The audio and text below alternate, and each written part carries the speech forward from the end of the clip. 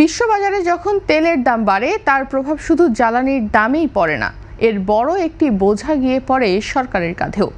আন্তর্জাতিক বাজার থেকে বেশি দামে জ্বালানি আমদানি করে দেশের বাজারে তুলনামূলক কম দামে বিক্রি করতে হলে সরকারকে বিপুল পরিমাণ ভর্তুকি দিতে হয়।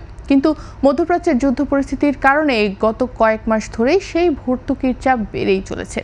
বাংলাদেশ পেট্রোলিয়াম কর্পোরেশন অর্থাৎ বিপিসি বলছে, সরকার যখন এই চাপ সামলাতে হিমশিম খাচ্ছে তখন বিশ্ববাজারে আবারও অপরিশোধিত তেলের দাম বাড়ায় নতুন করে উদ্বেগ তৈরি হয়েছে। সঠিক প্যাড আর সঠিক তথ্য দিয়ে এসব সামলে নিব এক হয়ে। Monalisa sanitary napkin. খাত সংশ্লিষ্টদের আশঙ্কা, সরকার যদি বাড়তি ভর্তুকি দিতে না পারে তাহলে দেশের বাজারে আবারও জ্বালানি তেলের দাম বাড়তে পারে, আর এর সরাসরি প্রভাব পড়বে মূল্যস্ফীতির ওপরও। বিবিসি সূত্র থেকে জানা গেছে, চলতি বছরে জ্বালানি তেলে লোকসান সামাল দিতে ইতোমধ্যেই 5 দফায় জ্বালানি বিভাগের কাছে ভর্তুকি চেয়ে চিঠি পাঠানো হয়েছে। সর্বশেষ চিঠিতে 23 জুন পর্যন্ত 4 মাসে প্রায় 19,000 কোটি টাকা ভর্তুকি চাওয়া হয়েছে। এর আগে মার্চ, এপ্রিল ও মে এই 3 মাসে বিপিসির লোকসানের ভিত্তিতে 12,500 কোটি টাকা ভর্তুকির সুপারিশ করে জ্বালানি বিভাগ অর্থ মন্ত্রণালয়ে চিঠি পাঠায়। পরে সর্বশেষ 2 জুলাই আবারও 3 মাসের জন্য 12,500 কোটি টাকার ভর্তুকি চেয়ে জ্বালানি বিভাগ সংশ্লিষ্ট মন্ত্রণালয়ে চিঠি পাঠিয়েছে। পঞ্চম চিঠিটাও বোর্ডের সুপারিশ সহ জ্বালানি বিভাগে পাঠানো হয়েছে এবং এ বিষয়ে ব্যবস্থা নেওয়া হবে বলেও আশা করছে বিপিসি। এদিকে এই পুরো বিষয়টি নিয়ে সরকারের সংশ্লিষ্ট বিভাগ, বিপিসি এবং আন্তর্জাতিক মুদ্রা তহবিল অর্থাৎ IMF এর মধ্যেও বৈঠক হয়েছে।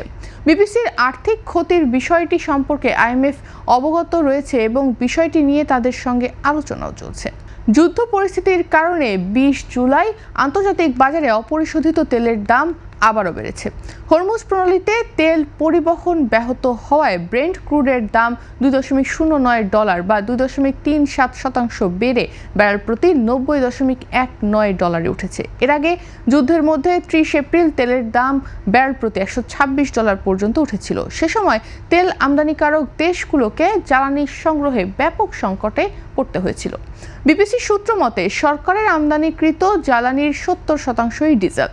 অন্যদিকে অকটেন ও পেট্রোলের পরিমাণ তুলনামূলক কম হয়, সেগুলোতে সামান্য ক্ষতি হলেও তা সমন্বয় করা সম্ভব হয়। ফলে সরকারের লোকসান এবং মূল্য নির্ধারণ অনেকটাই ডিজেলের ওপর নির্ভরশীল। গত 1 মাসে বিপিসি তেলের আমদানি বাড়িয়েছে। বর্তমানে দেশে 2 মাসের জ্বালানির মজুত রয়েছে। ডিজেলের দামের ক্ষেত্রেও গত কয়েক মাসে একাধিক পরিবর্তন এসেছে। আগে প্রতি লিটার ডিজেলের দাম ছিল 114 টাকা। পরে অন্তর্বর্তী সরকার এবং নতুন সরকার দায়িত্ব নেওয়ার পর কিছু প্রণোদনা দিয়ে তা 100 টাকায় নামিয়ে আনে। কিন্তু যুক্তরাষ্ট্র ইরান যুদ্ধের সময় আন্তর্জাতিক বাজারে মূল্য বৃদ্ধির কারণে তা আবারও বাড়িয়ে 115 টাকা করা হয়। যুদ্ধ শুরুর আগে বিপিসিকে প্রতি লিটার ডিজেলে 30 থেকে 40 টাকা পর্যন্ত লোকসান গুনতে হয়েছে।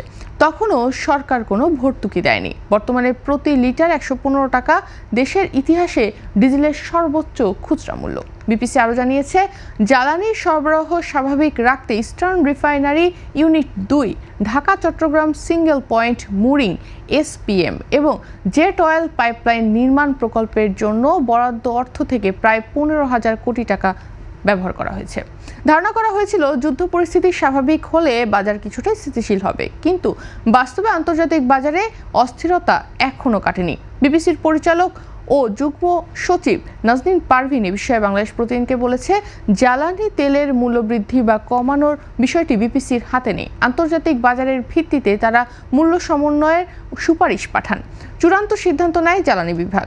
তার মতে, বর্তমান বিশ্ববাজারের মূল্য স্বাভাবিক নয়। এ অবস্থায় সরকার ভর্তুকি দিলেও বাড়তি ব্যয়ের চাপ সামাল দেওয়া কঠিন হবে। যুদ্ধের কারণে সবাই কষ্টে রয়েছে এবং বর্তমানে বাজারে প্রতি লিটার ডিজেলের 115 টাকাই দেশের ইতিহাসের সর্বোচ্চ মূল্য।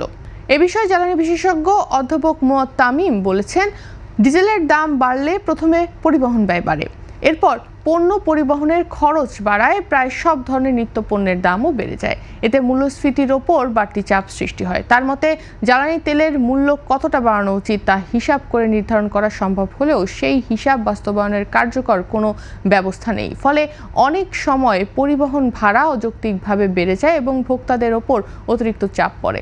আবার সরকার যদি ভর্তুকি বাড়ায় তাহলে আর্থিক চাপ আরও বৃদ্ধি পাবে। এদিকে বিদ্যুৎ, জ্বালানি ও খনিজ সম্পদ মন্ত্রী ইকবাল হাসান হাসান মাহমুদ টুকু বাংলাদেশ প্রতিদিনকে জানিয়েছেন, বর্তমান সরকার দায়িত্ব নেওয়ার পর এখন পর্যন্ত জ্বালানি আমদানিতে প্রায় $2 বিলিয়ন ব্যয় হয়েছে।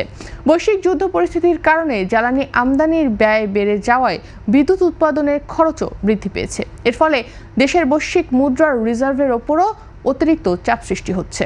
সব মিলিয়ে মধ্যপ্রাচ্যের যুদ্ধ, আন্তর্জাতিক বাজারে তেলের মূল্যবৃদ্ধি, বিপিসির বাড়তে থাকা লোকসান, সরকারের ক্রমবর্ধমান ভর্তুকির চাপ, IMF এর নজরদারি, বৈদেশিক মুদ্রার রিজার্ভের ওপর চাপ এবং সম্ভাব্য মূল্যস্ফীতির ঝুঁকি সবকিছু মিলিয়ে জ্বালানি খাত এখন বাংলাদেশের অর্থনীতির জন্য অন্যতম বড় চ্যালেঞ্জ হয়ে উঠেছে।